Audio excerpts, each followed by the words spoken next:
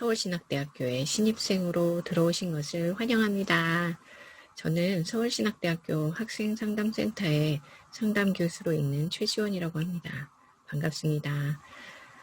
오늘은 신입생 오리엔테이션이 있는 날이에요. 그래서 오늘은 특강 시간입니다. 주제는 제목에 써있듯이 넷플릭스 시리즈 스위트 홈으로 우리의 마음에 대해서 들여다보는 시간을 가지려고 합니다. 그래서 부주제는 내 마음의 스위트 홈이라고 되어 있는데요.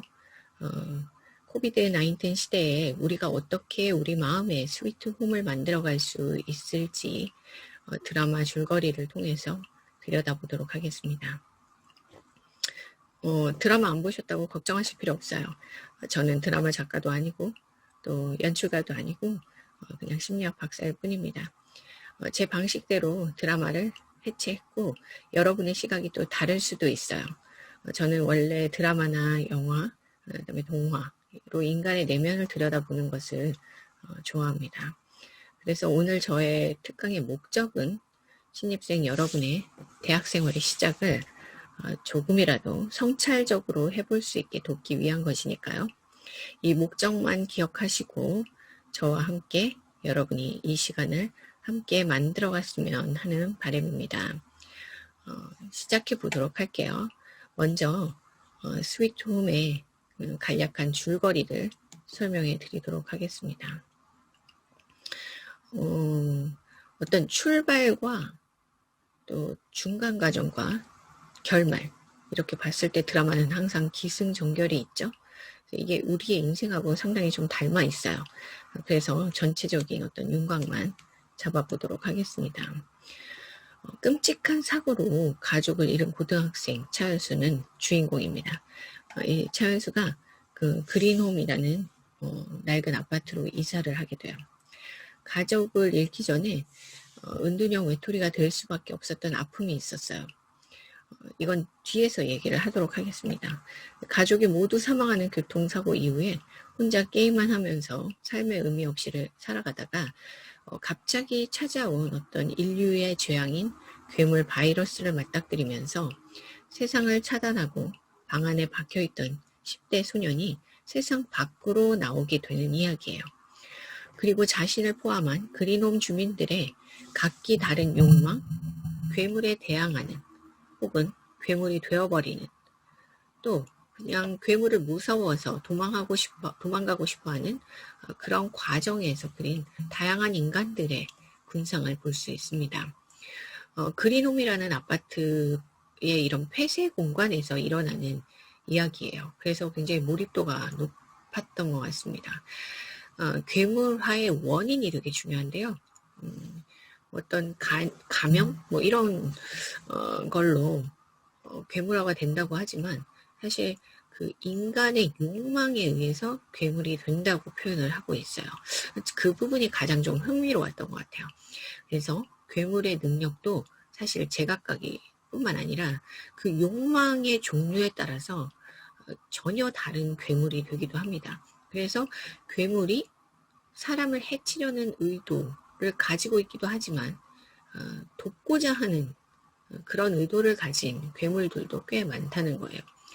그래서 괴물이 사람을 해치고자 하는 어떤 의도 자체도 상당히 복불복일 뿐만 아니라 좀 그 개인의 어떤 내적인 욕망과 관련이 된 괴물이 있기 때문에 결국은 그냥 단순히 모두가 좀비가 되는 그런 상황이 아니라 굉장히 독특한 개인별 특성이 나타나고 있다는 게 굉장히 흥미로웠던 것 같아요. 자, 그러면 오늘 다룰 내용에 대해서 우리가 목차별로 살펴보도록 하겠습니다. 일단은 주인공, 영웅입니다. 주인공 영웅에 대한 이야기들을 우리가 해보도록 할게요. 그리고 괴물화 과정, 그 다음에 투쟁, 그리고 마지막으로 결말에 대해서 이야기하겠습니다. 근데 이 결론은 우리 자신의 이야기로 마무리를 짓도록 할게요. 사실 저는 드라마 줄거리에 관심이 있지 않습니다. 지금 여기 함께 있는 여러분의 각자의 스토리가 이야기가 저는 가장 중요하다고 생각하는 사람이에요. 그래서 결론 부분에서는 우리의 이야기로 가지고 오도록 하겠습니다. 저는 여러분의 이야기가 굉장히 중요한 사람이라고 말씀드렸어요. 서울신학대학교에 잘 들어오셨습니다. 자, 그러면 우리가 하나하나 살펴보도록 하겠습니다. 먼저 첫 번째 이야기예요. 주인공 영웅입니다. 자, 제가 주인공은 영웅이다 라고 쓴 중요한 이유가 있는데요. 주인공은 대부분 영웅 스토리에서 홀로 남은 자로 시작됩니다. 이야기가 거의 그렇게 출발을 해요. 우리가 뭐 일명, 고아 뭐 이렇게 생각을 하는데 일단 저는 그냥 홀로 남겨진 자, 홀로 세상에 던져진 자라고 표현하고 싶어요. 이 홀로 남은 자라는 주제는 모든 이야기, 영웅 스토리의 아주 전형성이에요. 왜 이것을 출발로 삼느냐? 이게 중요하겠죠? 여러분들도 혹시 성장하면서 특히 뭔가 대학 생활을 하려고 하는데 점점 더 그럴 수 있어요. 외로우실까요? 세상에 홀로 던져진 것 같고 아무도 내 마음도 몰라주는 것 같고 외톨이 같다고 느껴지세요? 이게 바로 우리가 영웅이고 이것이 영웅 스토리의 주인공이기 때문에 그렇습니다. 모든 영웅 스토리에서 홀로 남은 자가 주인공으로 출발하고 또 그들의 여정과 투쟁을 다루는 것은 그것이 바로 현실을 살아가는 우리의 이야기이고 또 가장 공감할 수 있는 부분이기 때문에 그래요. 그래서 이 이야기는 여러분 자신에 대한 이야기입니다. 자, 그러면 주인공 차연수의 이야기로 다시 돌아와 볼게요. 자, 어떻게 영웅이 되어가는지 살펴보도록 하겠습니다. 주인공 차연수는 자살을 예약해놓고 하루하루 지내다가 괴물화가 되어가는데 악한 괴물과 이제 싸우면서 아파트 주민과 아이들을 살리게 돼요. 그러면서 끊임없이 살아가게 됩니다. 불멸하는 존재가 되어 현수의 그 괴물화 과정은 이 두 번째 단계에서 얘기할 건데요. 현수의 현실은 사실 제가 여기다 썼지만 자살이었어요. 자살을 예약해 놓고 하루하루 보내고 있었는데 사실 현수의 내적인 욕망은 살고 싶다, 또 살리고 싶다 였습니다. 그래서 현수의 욕망은 계속 살아남는 어떤 불멸의 존재로 괴물화가 되는 겁니다. 저는 여기서 자살을 거꾸로 하면 살자라는 단어가 된다는 걸 여러분이 또 기억을 해보시면 좋을 것 같아요. 자, 그 다음엔 두 번째 괴물화에 대한 이야기를 해보겠습니다. 제각기 다른 괴물이 된다고 말씀드렸어요. 근데 인간의 욕망으로 괴물화가 됩니다. 저는 이 부분이 가장 흥미를 끌었던 부분인 것 같아요. 그리고 제가 또 오늘의 특강을 그런 이유 때문에 준비할 수 있었습니다. 단순한 감염, 어떤 좀비의 도미노 전형 이런 걸로 괴물이 되는 게 아니에요. 우리 인간의 내면의 욕망으로 인해서 괴물화가 된다는 거죠. 전 이럴 때 약간 소름이 돋는 것 같아요. 인간의 내면을 어떻게 이렇게 작가가 잘 꿰뚫어 보았을까? 인간에 대한 고민을 많이 한 사람이구나 라는 생각들을 하죠. 재미있는 건 괴물이 된다고 다 나쁜 괴물이 되는 건 아니라고 말씀드렸어요. 괴물의 성정도 욕망에 따라서 다르게 만들어집니다. 이 부분이 제일 중요한 포인트일 거예요. 현수도 자살하고 싶어 했고 은둔형 외톨이였지만 사실은 아주 자신의 생활을 잘 해나가는 그런 멋진 그냥 고등학생이었어요. 근데 어느 날 전학 온 친구에게 호의를 베풀려고 다가갑니다. 그런데 이 호의는 사실 다른 사람을 살리고자 하는 욕망이죠. 이 호의로 다가갔는데 그 친구는 좋은 친구가 아니었죠. 그 호의를 호전성으로 되돌려 줍니다. 그래서 그로 인해서 결국은 다른 친구들로부터도 왕따를 당하게 되고 결국은 은둔형 외톨이가 되는 거죠. 이 현수의 마음속은 결국 사람에 대한 어떤 열망과 애정이 있었던 그런 주인공이라는 것을 우리가 알 수 있어요. 여기서 제가 표에 그려놨지만 욕망은 추동, 드라이브가 됩니다. 제가 오늘의 키워드는 D로 시작하는 단어들로 제가 잡았어요. 그래서 desire, 욕망이죠. 그 욕망에 따라서 다른 행동을 하는 괴물이 된다고 했어요. 이 행동은 드라이브로 표현할 수 있습니다. 원래 이 드라이브를 추동이라고 심리학 용어로는 부르는데요. 내적인 어떤 힘에 의해서, 동기에 의해서 행동을 유발하는 이 과정을 추동이라고 표현하고, 물론 프로이드도 얘기를 했고, 헐이라는 학자가 좀 더 이 부분을 강조했습니다.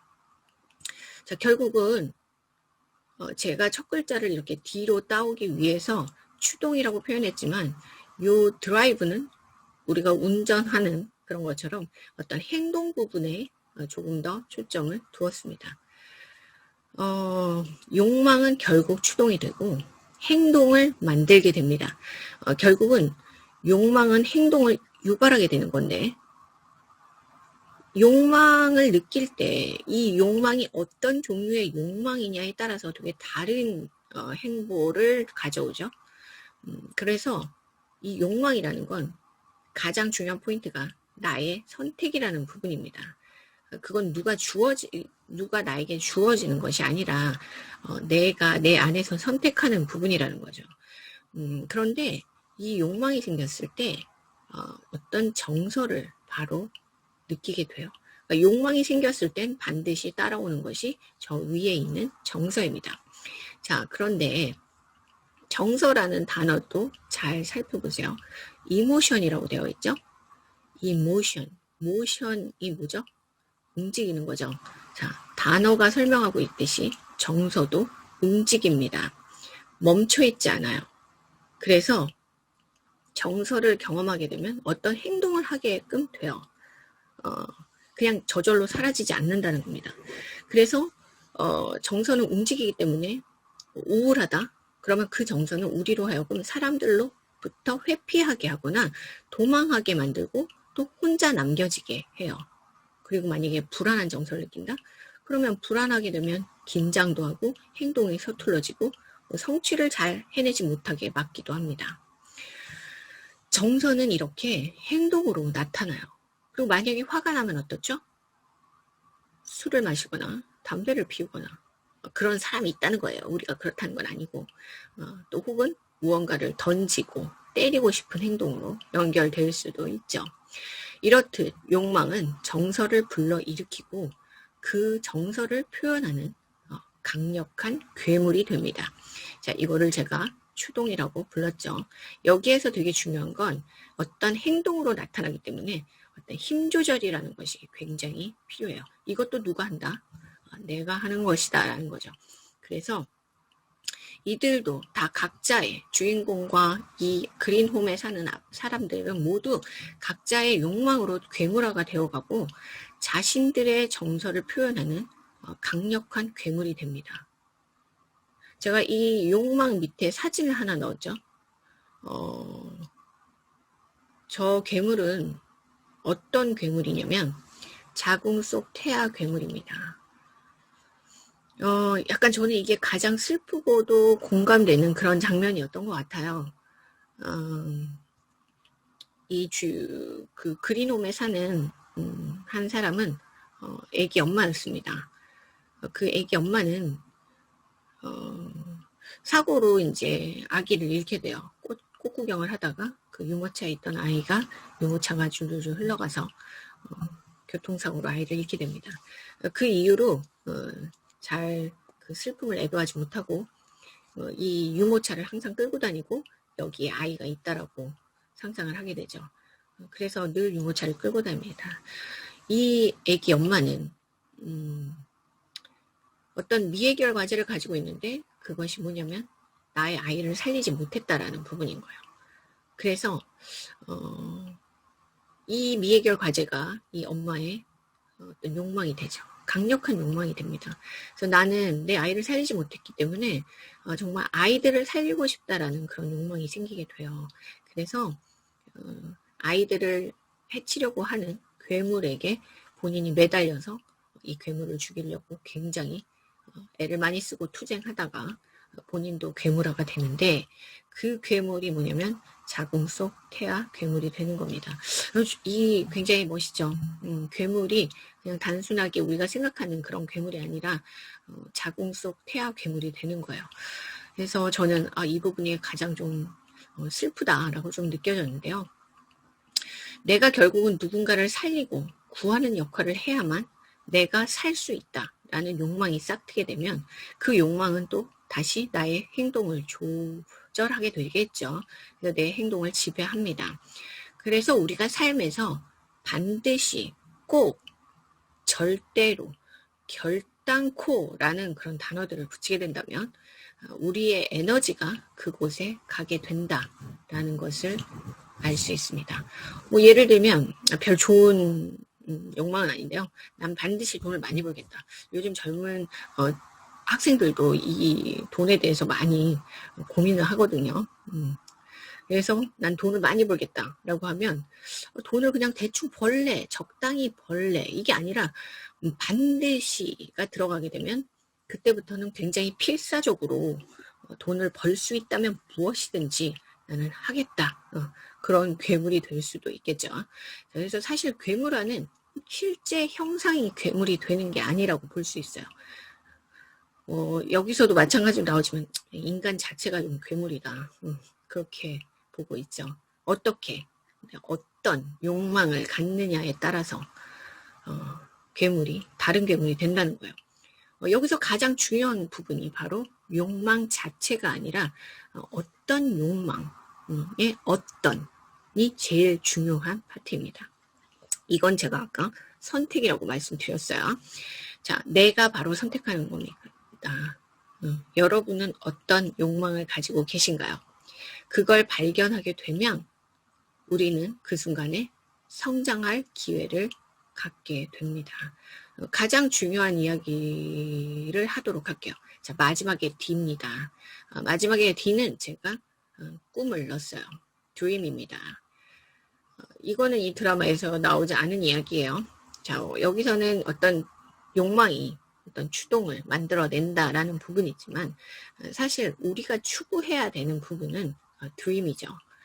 꿈을 가져야 합니다. 베르나르 베르베르도 그렇게 얘기했죠. 인간이 동물과 다른 점 3가지는 웃음, 꿈, 그다음에 마지막에 어리석음이었어요. 인간이 가지고 있는 어떤 인간만의 고유한 특성. 근데 저는 여기서 제일 중요한 부분이 꿈이라고 생각해요. 그래서 우리는 욕망을 꿈으로 바꿀 수 있어야 합니다. 여기에 제가 차연수보다 강력한 무기는 없다. 이건 대사인데요. 차연수 자체가 무기라는 거죠. 왜? 절대 죽지 않으니까요. 여러분도 마찬가지입니다. 그것이 꿈을 통해서 만들어질 수 있는 부분이에요. 욕망이나 추동, 정서, 이것들은 결국 마지막에 있는 이 드림, 꿈에 의해서 온전해질 수 있습니다. 그렇기 때문에 제일 먼저 우리가 여러분들의 욕망을 들여다보는 과정을 겪어야 될 것 같아요. 자, 이제 그 다음에 내용을 살펴보도록 할게요.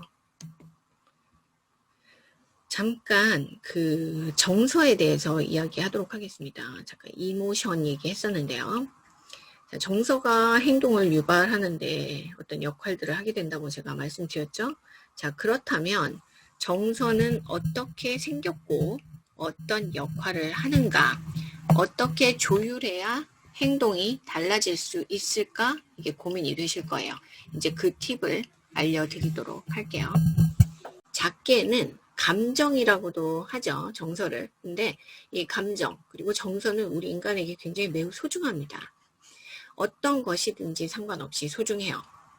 왜냐하면 이 감정은 우리의 어떤 본능적인 생존과 직결되기 때문이에요. 제가 여기에 인사이드 아웃을 그려놨는데 가장 우리의 정서를 그 감정을 어떤 이름을 붙여서 시각화해서 보았던 가장 재미있었던 애니메이션이죠.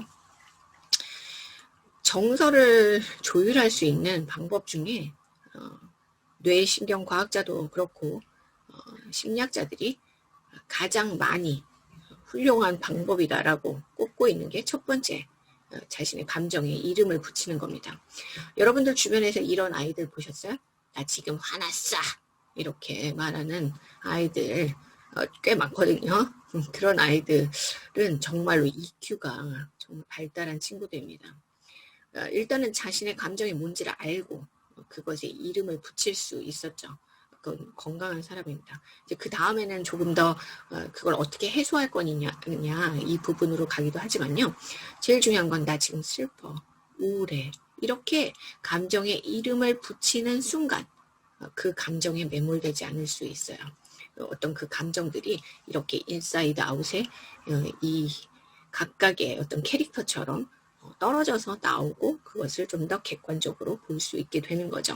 저는 이 애니메이션이 사람들에게 자신의 감정을 외제화할 수 있는데 아주 결정적인 역할을 했다고 생각하기 때문에 참 고마운 애니메이션이라고 생각해요.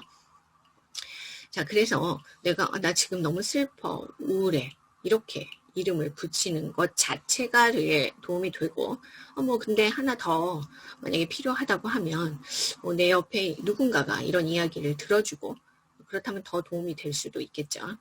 그 다음에 두 번째는 누가 대신 내 감정을 읽어주는 거예요.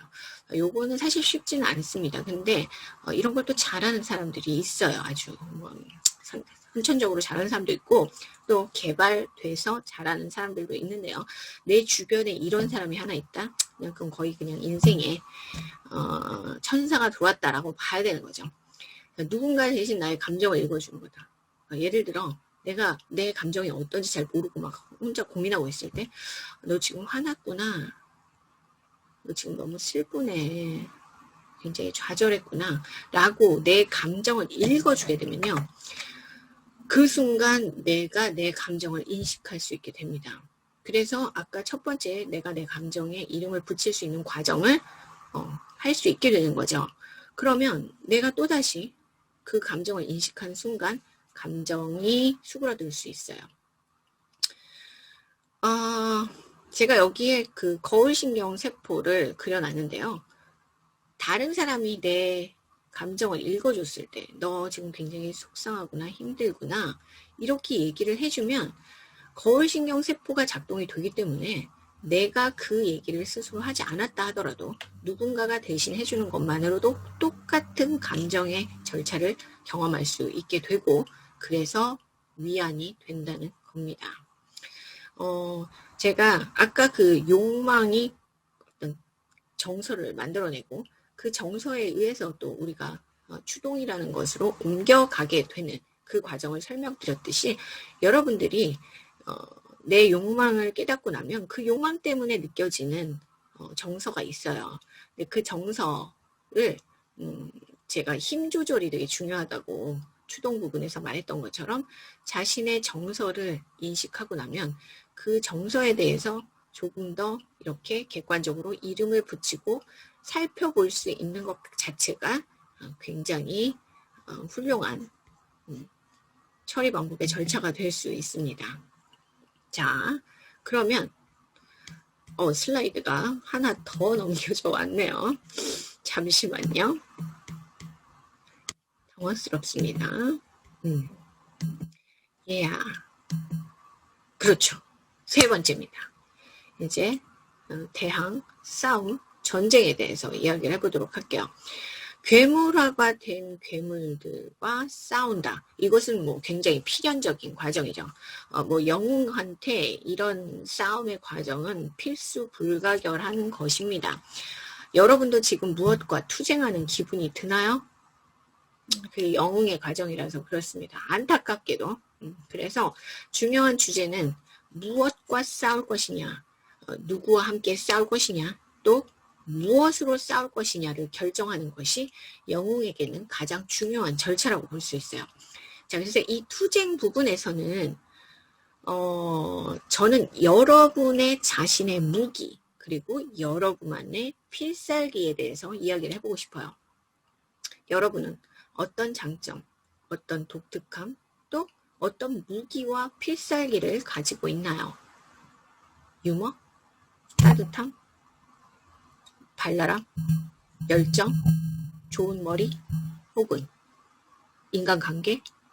그 모든 것들이 여러분의 무기가 될 수 있습니다. 왜냐하면 여러분 안에 소중한 가치이기 때문이죠. 제가 이 부분은 뒤에서 다루도록 할게요. 그렇지만 여기서 아까 제가 괴물화가 되는 과정에서 자궁 속 태아 괴물이 되는 아이의 엄마 말씀드렸죠? 자, 저 아이의 엄마가 저 괴물에게 매달려서 혼자 처절하게 싸우는 과정의 장면을 제가 넣었습니다. 근데 진정한 또 영웅의 과정에서는 홀로 싸우는 게 아니라요. 대부분 이 아래의 그림처럼 함께 힘을 합쳐서 협력해서 싸우는 과정입니다. 이게 또 싸움이나 대항 부분에서 하이라이트 될 수 있는 부분이에요. 그러니까 홀로 싸우는 건 아니에요. 그러니까 처음에 주인공이 출발할 땐 홀로 남은 자로 출발을 하죠. 그러나 그 여정 속에서 반드시 동반자들을 만나게 되고 협력하는 사람들을 만나게 돼요. 이 협력하는 자들과 함께 힘을 모아서 각자의 독특한 무기로 싸움에 임할 수 있게 된다. 필살기가 다 다르다는 거죠. 또 절대 같지 않아요. 이것이 포인트입니다. 그러니까 여러분들이 내 주변 친구들하고 재능이 다르다는 것에 대해서 힘들어하실 필요가 없어요. 왜? 재능이 다른 것이 독특한 나만의 삶을 만들어줄 수 있기 때문에 그렇습니다. 자, 그러면 잠깐 욕망과 관련된 비슷한 이야기를 나눠보도록 할게요. 제가 여기에 두 늑대 이야기를 넣었는데요. 체로키 인디언의 전설입니다. 그래서 이 할아버지가 손주들에게 들려주는 이야기가 구전되어 오는 거라고 하는데요. 이 체로키 인디언의 이 두 늑대 이야기는 이렇게 시작이 됩니다. 할아버지가 손주들에게 이야기를 해주는 거예요. 너희 마음속에는 흰 늑대와 검은 늑대가 살고 있다. 그래서 얘네 둘이 항상 싸우게 된다. 니네 마음속에서도 평생 이 흰 늑대와 검은 늑대가 싸움을 벌이게 될 것이다. 그래서 힘이 센 늑대가 다른 늑대를 잡아먹을 수도 있다. 이제 이렇게 얘기를 한 거죠. 그랬더니 이제 손주가 할아버지한테 질문합니다. 그러면 할아버지, 이 두 늑대 중에 어느 늑대가 결국은 이기게 되나요? 라고 했더니 할아버지가 네가 먹이를 더 많이 주는 쪽의 늑대가 이길 것이다 라고 얘기를 했다고 해요. 자, 이게 바로 우리의 선택 부분이죠. 내가 누구에게 먹이를 더 주느냐에 따라서 그 늑대가 다른 늑대와의 싸움에서 이길 수 있다. 그런데 되게 중요한 건 이 부분에서 또 다른 버전이 있어요. 뭐냐면 내가 어느 쪽 늑대에게 더 먹이를 주느냐에 따라서 그 싸움의 행보가 달라지는데 이 할아버지가 뭐라고 얘기했냐면 그런데 절대로 두 마리 중에 어느 한 마리에게만 먹이를 줘서 서로 싸움이 벌어질 때 어느 한쪽이 더 우세해지는 상황을 만들지 마라. 먹이를 골고루 줘라 라고 얘기를 했다고 해요. 왜냐하면 이것은 결국 우리가 우리의 마음속에서 얘네들이 가장 또 비등비등하게 싸우게 될 때 그것이 우리의 또 에너지가 될 수도 있기 때문에 어느 한쪽에게만 먹이를 주면 뭔가 한쪽으로 쏠리는 그런 싸움의 형태가 일어날 땐 사실 흰 늑대가 이겨야 된다, 검은 늑대가 이겨야 된다 이런 부분이 아니라 이 둘은 서로 투쟁하면서 적절한 힘의 균형으로 전투를 벌일 때 우리가 또 적절하게 살 수 있기 때문에 이 두 마리가 다 필요하다라고 얘기를 했다고 해요. 이건 우리 삶에서의 어떤 균형 부분을 이야기하고 있는 거라고 느껴집니다.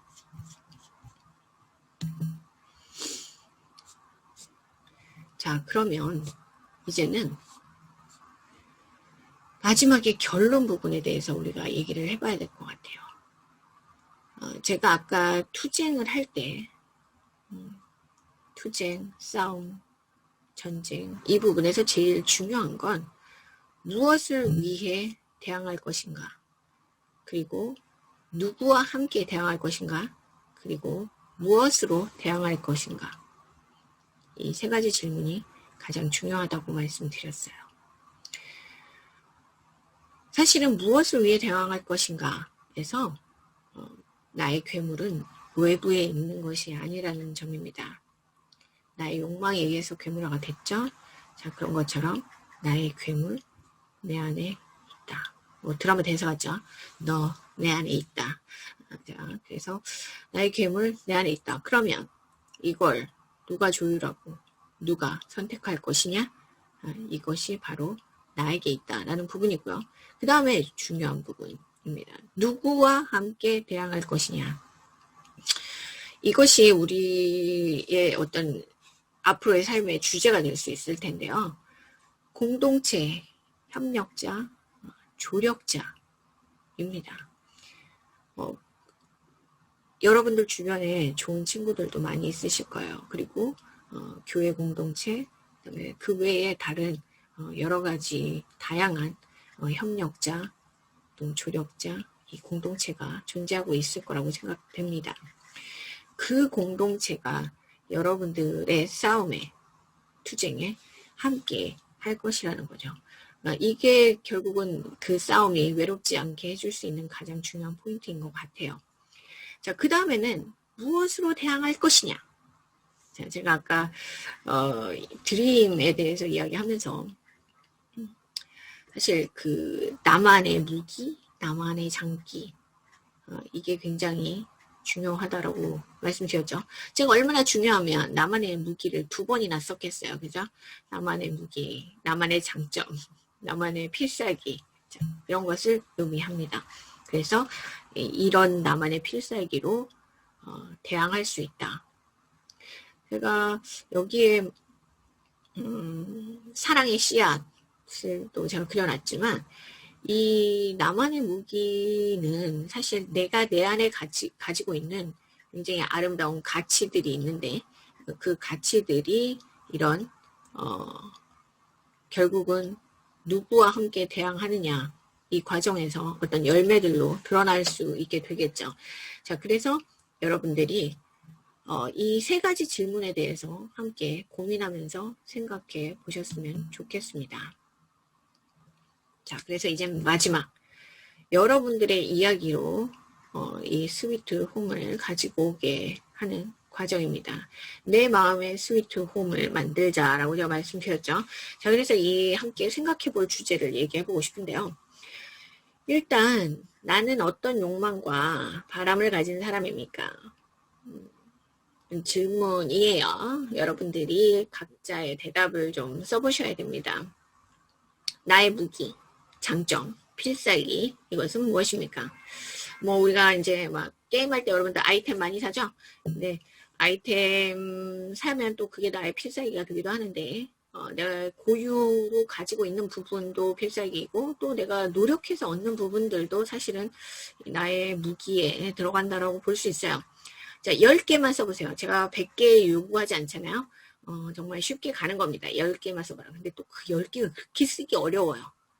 아, 진짜 나는 그 장점이 없는 사람인가? 막 이제 이런 생각이 들 정도로 그렇게 고민하면서 겨우겨우 찾는, 그리고 또 써놓고 막 닭살은 돋아. 진짜 내가 이런 사람일까? 이제 그렇기도 하는데 상관없습니다. 닭살이 돋든 어쨌든 쓰셔야 돼요. 그래서 나의 무기는 무엇일까? 10개만 한번 써보세요. 그리고 세 번째, 나는 누구와 함께 대항하고 싶은가? 영웅은 혼자 싸우는 것이 아니라 팀으로 반드시 활동하면서 대항합니다. 예전에 좀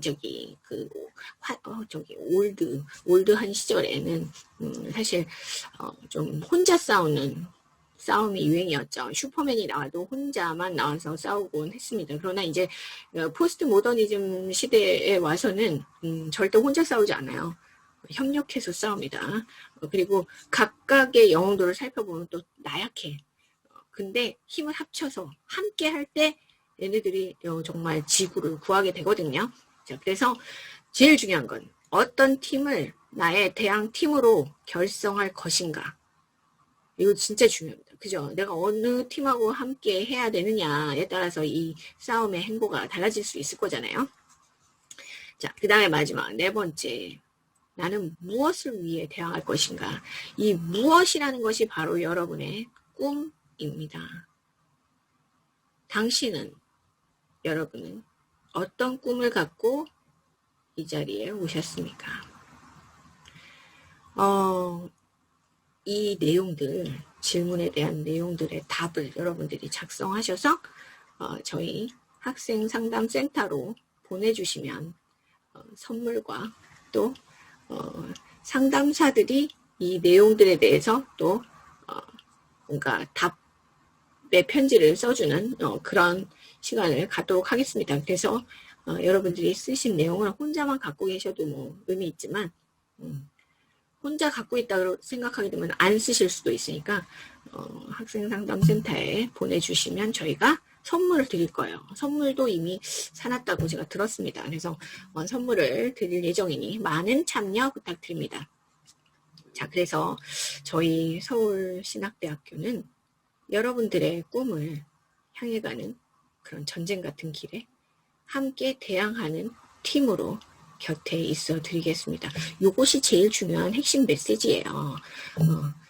자, 그래서 저희가 그 대항하는 팀으로 있어 드리겠다 했는데 또 뭐 주소와 전화번호 이런 것도 안 남기면 센스 없는 거잖아요. 그래서 서울신학대학교 명언기념관 1층에 학생상담센터 있다. 오셔라. 그리고 전화번호도 싹 넣었습니다. 자, 그래서 필요하시면 대항할 팀이 필요하다?